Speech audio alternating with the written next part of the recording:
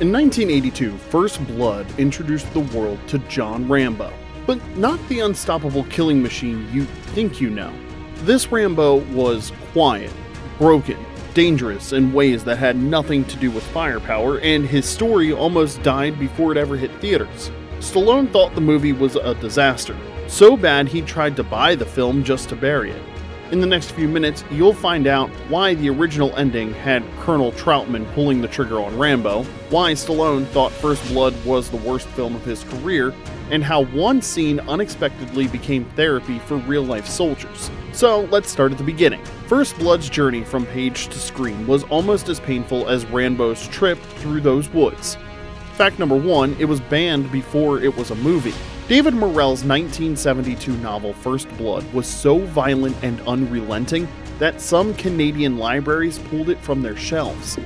Unlike the film, Rambo dies at the end of the book, shot by his mentor, Colonel Troutman, and his body count is much higher. The novel's tone was more Death Wish than Die Hard. Number 2, the long list of almost Rambos.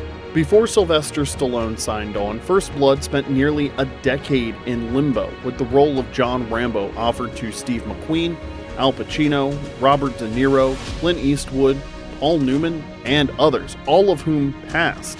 By 1982, Stallone was one of Hollywood's biggest stars thanks to Rocky, and his box office draw finally got the film greenlit. More than just acting, Stallone rewrote the script to make Rambo a more sympathetic, reluctant warrior instead of the unstoppable killer from David Morrell's novel. His physical presence, stunt work, and star power transformed Rambo from an unfilmable anti-hero into one of cinema's most enduring action icons.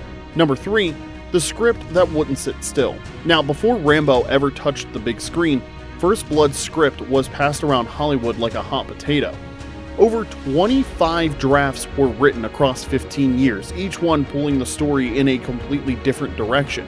One version made Rambo a wisecracking drifter. Another turned the whole thing into a buddy movie. At one point, he even had a talkative sidekick. By the time Stallone came aboard, the script had been rewritten so many times that the original story was almost unrecognizable, and he still tore it apart again to make Rambo the haunted, mostly silent figure that we know today. Number 4, a hero's real-life inspiration. David Morrell has said he based parts of Rambo on Audie Murphy, the most decorated American combat soldier of World War II, who also struggled with post-war trauma. Ironically, Murphy confronted his demons by becoming an actor and starring in 40 war and western films. But Morrell imagined a different fate.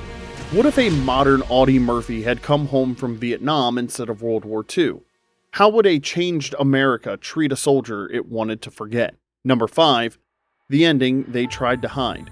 The original ending had Rambo begging Colonel Troutman to turn the gun on him and end his suffering just before forcing him to do it. The scene was filmed and later deleted because Sly couldn't bring himself to tell Vietnam veterans suffering through real-life trauma that death was their only hope. This decision was a controversial one, but ended up setting up the sequels in a way Dead Rambo couldn't have. You know, sometimes you get so mad you think you're going crazy. Then it goes away, that hot feeling. It's not going away anymore, and I can't control it, Colonel. And I can't spend the rest of my life in cells. If I gotta die, I want you to do it. Don't let them do it. You trained me. You made me. You killed me. You owe me that.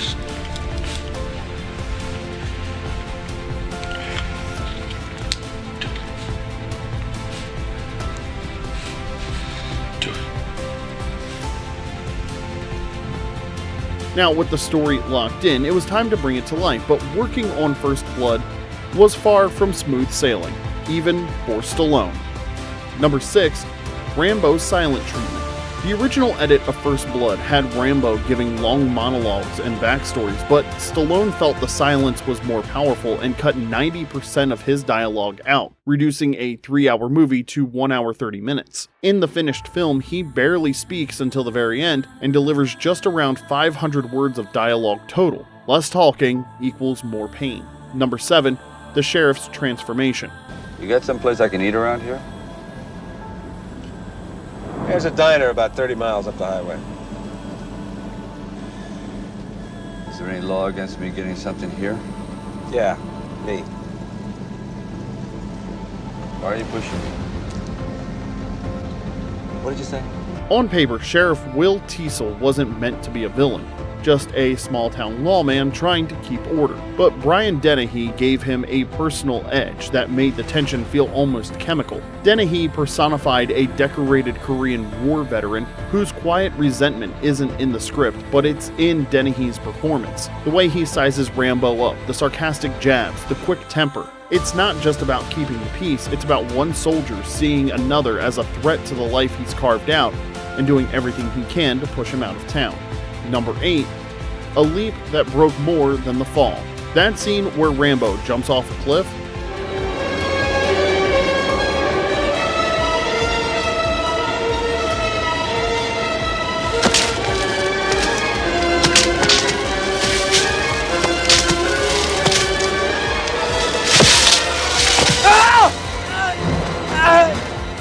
That was Stallone, not a stuntman. He performed the fall, hit real branches, and cracked a rib on impact. He later said the pain helped him stay in character as a soldier pushed to his limits. Number 9, the knife that became a legend. Designed by master knife maker Jimmy Lyle, the 14-inch blade had a survival kit in the handle and inspired dozens of real-world knockoffs. Some military units actually adopted similar knives, and the Rambo knife became a pop culture artifact of the 1980s. Number 10, the last-minute Colonel. Colonel Troutman was originally supposed to be played by Kirk Douglas, who quit over creative differences. Douglas believed the ending with Rambo killing himself was more artistic and left the set when Stallone changed it. With cameras rolling, producers scrambled and brought in Richard Crenna, who had just one night to prep the role. He ended up delivering one of the best performances of the film and delivering one of the film's most iconic lines. "It's over, Johnny." And now that we've met the crew behind the carnage, let's get into the things you might have missed, even if you've seen First Blood 10 times. Number 11, The Sound of Silence. For the first few minutes of the film, composer Jerry Goldsmith held back the score to create tension. Instead of dramatic cues, we just hear Rambo's footsteps, wind, and rain. It puts you right inside his head. Number 12, A Close Call in the Skies. During the forest chase scene, the chopper came dangerously close to treetops. The stunt pilot lost visibility and the cameraman reportedly passed out mid-shot. The footage made it into the final cut and adds a terrifying realism to the sequence. Number 13, A Town Called Hope. You can still visit the bridge Rambo crosses, the sheriff's station, and even the hardware store. The town holds an annual Rambo Days festival, and a bronze statue of Rambo was unveiled in 2020. Locals have fully embraced their place in cinematic history. Number 14, a surprising body count. Despite the sequels turning him into a one-man army, in First Blood, Rambo kills 0 people. He injures, disables, and evades, but the only death is an accidental fall from a helicopter. Number 15, the original test screening was a disaster. When Stallone first saw the completed film, it ran over 3 hours and he was horrified. In this version, Rambo talked endlessly, explaining his every move and motivation. It stripped away the mystery and turned him into what Stallone called a madman on a soapbox. He thought the movie was so bad it would destroy his career, and he actually offered to buy the film back just so he could lock it away forever. Instead, the producers convinced him to try one more edit, chopping over 40 minutes of dialogue and subplots. The result was a lean, tense, 93-minute thriller that Stallone finally believed in. Now, First Blood wasn't meant to be the start of anything, but it tapped into something deeper, and Rambo exploded into a global symbol of rage, survival, and misunderstood masculinity. Number 16, a deleted ending Second Life. In the 2013 Rambo the video game, players could unlock and play the original ending, where Rambo dies by Troutman's hand. It was the first time that ending was made available to the public in full. Number 17, From Cinema to Politics. In the 1980s, Ronald Reagan referenced Rambo tactics in speeches. Journalists coined the term Rambo diplomacy to describe aggressive military actions.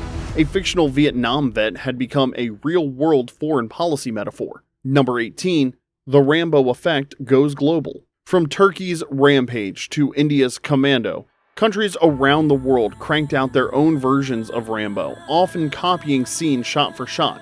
The character became a global archetype, even without the name. Number 19, The Most Misunderstood Character.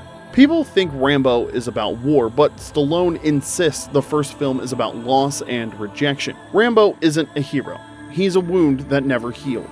And that pain, more than the action itself, is what gives First Blood its staying power. Number 20, a voice for forgotten soldiers. When First Blood opened, Vietnam veterans packed into theaters expecting another Hollywood war story. What they got was different. A soldier who wasn't a hero, a villain, or a cliche, but a man shattered by what he'd seen and by the country that sent him there. Rambo's final breakdown in the police station, mumbling about losing friends, about not being able to keep a job, hit home for vets who'd been carrying those same feelings in silence. In the months after the release, veterans organizations reported a spike in calls from family members saying, "I understand now." Some VA counselors even kept VHS copies on hand, using that scene to start conversations with vets who couldn't find the words. Stallone later said that was the greatest compliment he'd ever been paid, that a fictional soldier had helped real ones finally speak. So when you think of Rambo, forget the caricature with the endless ammo bullets. Remember First Blood, a film that didn't just entertain, it gave a voice to people who felt like they'd been forgotten. And maybe that's the real legacy of John Rambo. Not the action, or the sequels for that matter, but the moment one man's story helped thousands finally tell their own.